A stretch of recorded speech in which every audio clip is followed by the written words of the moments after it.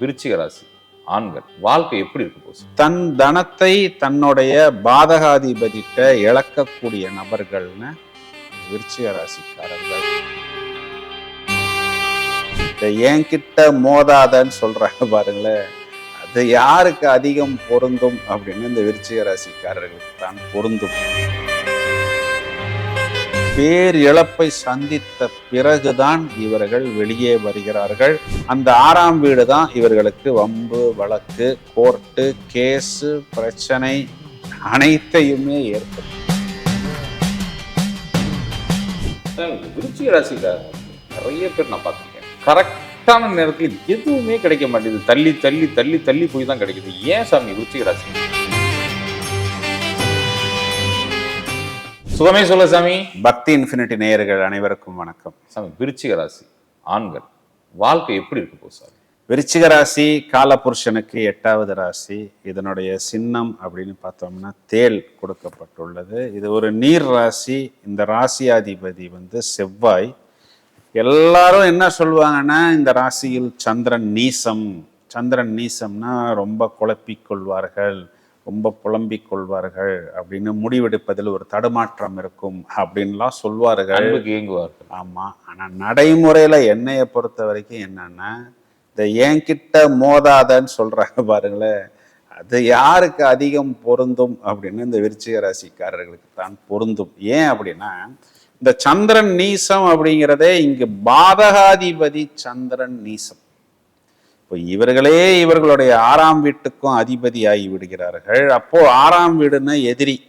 அந்த எதிரி எப்படி யோசிப்பார் அப்படின்னு இவர்கள் யோசித்து கொண்டிருப்பது அப்படியே ஒரு மாதிரி புலம்புற மாதிரியும் என்னமோ ஒரு மாதிரி குழப்பத்தில் இருப்பது போல் தோன்றும். ஆனால் பிறகு இவர்கள் வெற்றியை அடைந்து விடுவார்கள். ஏன்னா இவர்களுடைய வெற்றி ஸ்தானத்தில் இவர்களே உச்சமடைகிறார்கள். அப்ப அந்த வெற்றிங்கிறது ஒரு எளிதான வெற்றி கிடையாது. அது ஒரு ரோலர் கோஸ்டர் தான். அது சாட்டனுடைய வீடு. அப்போ ரொம்பவும் கஷ்டப்பட்டு தோல்வி அடைந்து அவமானப்பட்டு அந்த வெற்றியை இவர்கள் அடைந்து விடுவார்கள். அதிகமான வம்பு, வழக்கு, பிரச்சனைகளை சந்திக்கக்கூடிய நபர்கள். இது காலபுருஷனுக்கே மறைவு ஸ்தானம் அப்படிங்கிறதுனால இவர்கள்ட்ட எல்லா விஷயமுமே மறைக்கப்பட்டுத்தான் இருக்கு. அப்படின்னா என்ன அர்த்தம்னா, அந்த விஷயம் இருக்கா இல்லையா அப்படிங்கிறத பெரும்பாலும் இவர்களும் சொல்ல மாட்டார்கள், நாமும் தெரிந்து கொள்ள முடியாது.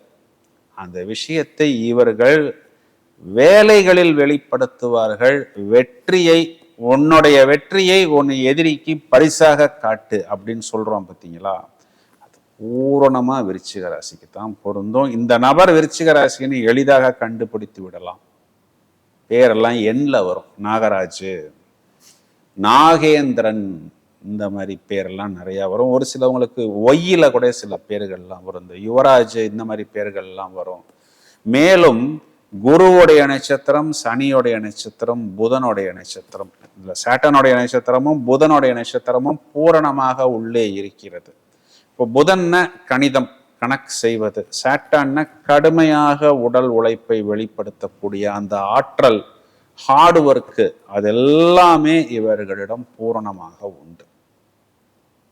இவர்களுக்கு ராசியாதிபதி 3ஆம் இடத்தில் உச்சம், தனஸ்தானாதிபதி இவர்களுக்கு 3ஆம் இடத்தில் நீசம். குரு இவர்களுக்கு 3ஆம் வீட்டில் நீசம்.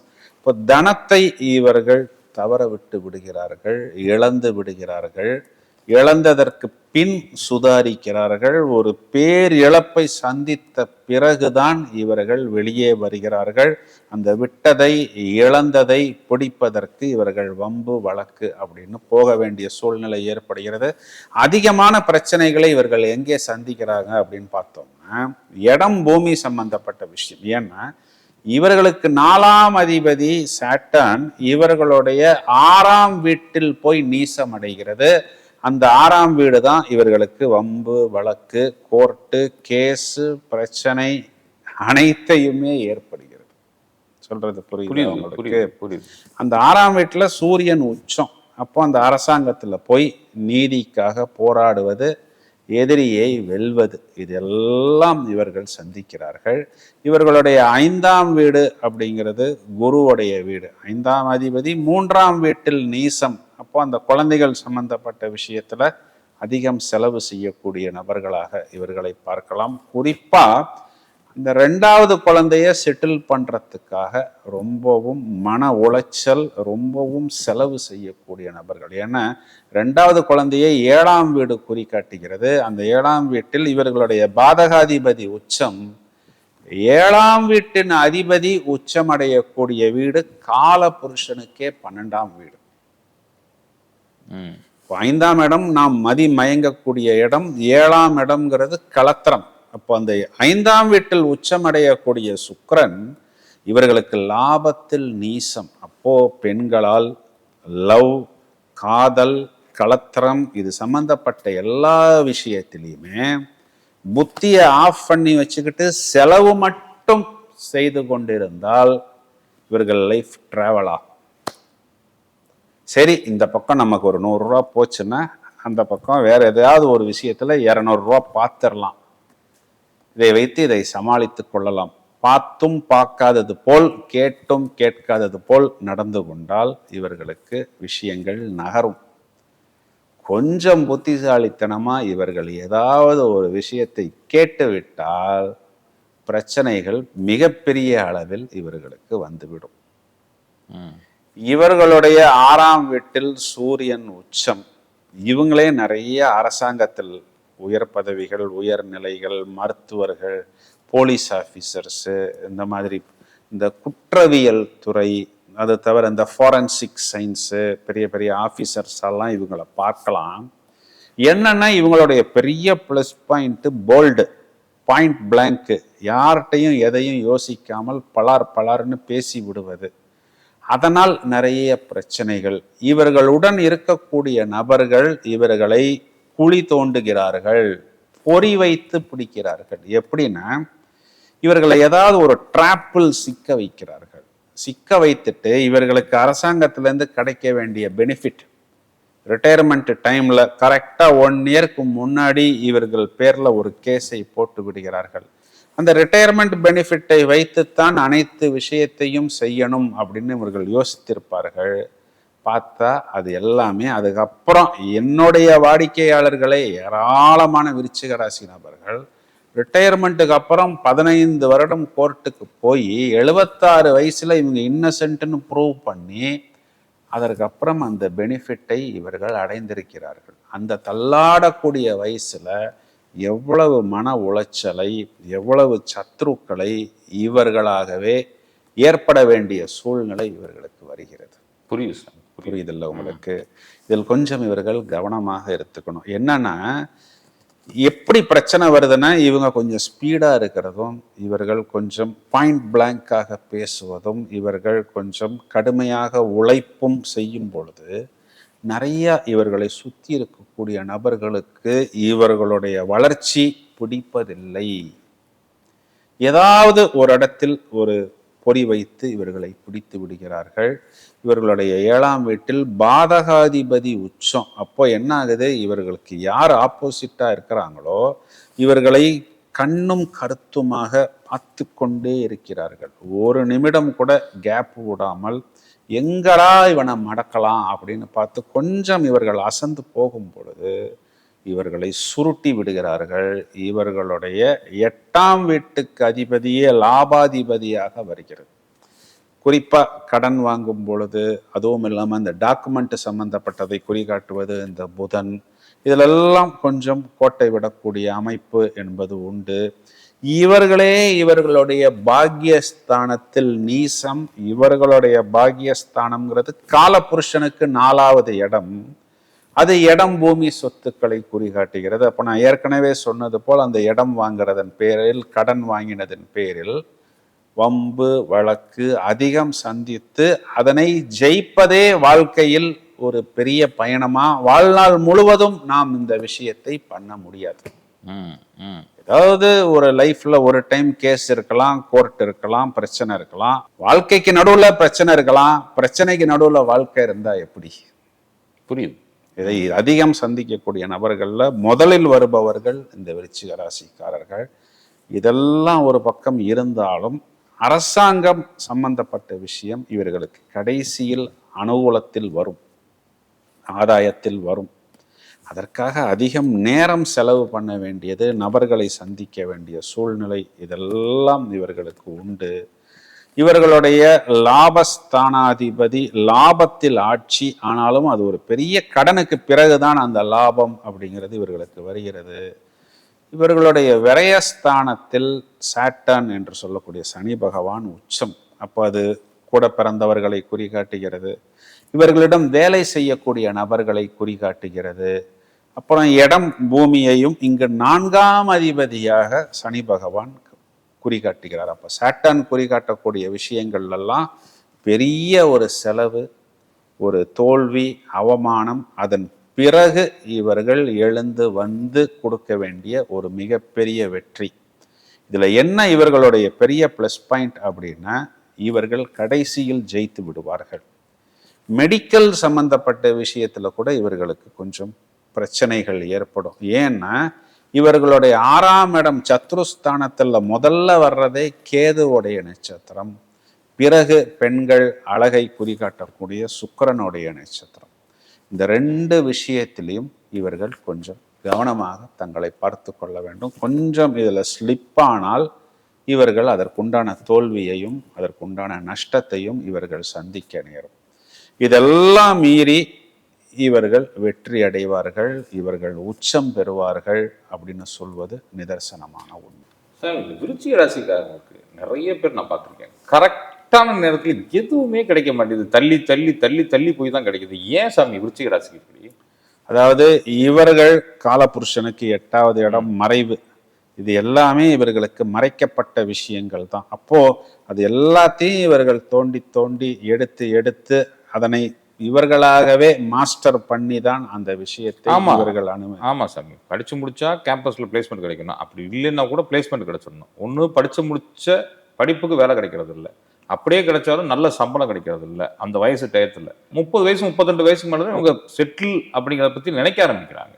அதனாலதான் இந்த கேள்வி கேட்டேன். அது என்னன்னா, இப்ப இவங்களுக்கு இந்த சின்ன வயசுல பெரும்பாலும் அந்த கேது தசை அப்படிங்கிறது இவர்களுக்கு ஏற்படும். இவங்க சனியோடைய நட்சத்திரத்துல அனுஷத்துல பிறந்திருந்தாலும் சரி, புதனுடைய நட்சத்திரத்துல பிறந்திருந்தாலும் சரி, அந்த கேது தசை முடிந்து குறிப்பா சுக்கிரன் அனுகூலமா இருந்தால் சுக்கிர தசை, இல்லைன்னா அந்த சூரிய தசையில் தான் இவர்கள் பொதுவாகவே ஒரு உச்சத்துக்கு அடைய முடியும். அதுவும் இல்லாமல் இவர்களே இவர்களுடைய பாதகஸ்தானத்துல போய் நீசம் அடைந்து விடுகிறார்கள். அப்ப என்ன அர்த்தம்னா, முடிவெடுக்கும் பொழுது கொஞ்சம் தடுமாற்றம் இவர்களுக்கு அதிகம் ஏற்படும். இந்த 2 விஷயத்தை மட்டும் இவர்கள் கொஞ்சம் கவனமாக பார்த்து கொண்டால் கிடைக்கக்கூடிய விஷயங்கள் சாதகமாகவும் கொஞ்சம் சீக்கிரமாகவும் இவர்களுக்கு கிடைக்கும். நிச்சயமா சார், நிச்சயமா சார். இவர்களுக்கான நிவர்த்தி, இவர்களுக்கு 5ஆம் இடம் அப்படிங்கிறது கால புருஷனுக்கு 12ஆம் இடமாக வருகிறது. அப்படின்னா என்ன அர்த்தம்னா, 5ஆம் இடம் குருவை இவர்கள் பலப்படுத்த வேண்டும், குருவை தொடர்ச்சியாக வழிபட வேண்டும்.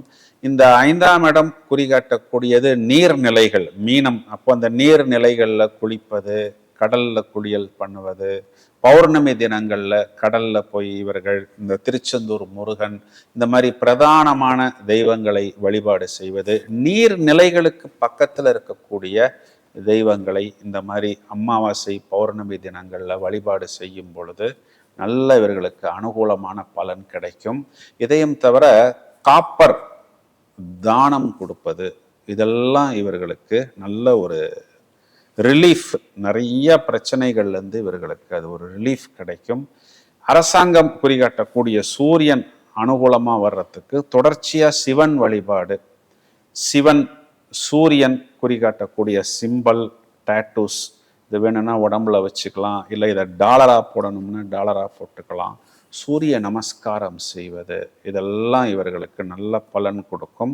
இதையும் தவிர இவர்களுக்கு இன்னொரு பெரிய ப்ளஸ் பாயிண்ட் என்னன்னா, மஞ்சள் புஷ்பராகம் அணிந்து கொள்ளும் பொழுது அந்த இவர்களுடைய வீரியம், கோபம், கொஞ்சம் அந்த பிடிவாத குணம் இதெல்லாம் இவர்களுக்கு கட்டுப்பட்டு கொஞ்சம் அந்த பணத்தை இவர்கள் தக்க வைத்து கொள்ளலாம். ஏன்னா இவர்களுடைய முயற்சி ஸ்தானத்தில் தனம் தனத்தை குறிகாட்டக்கூடிய குரு நீசம் அடைகிறார்.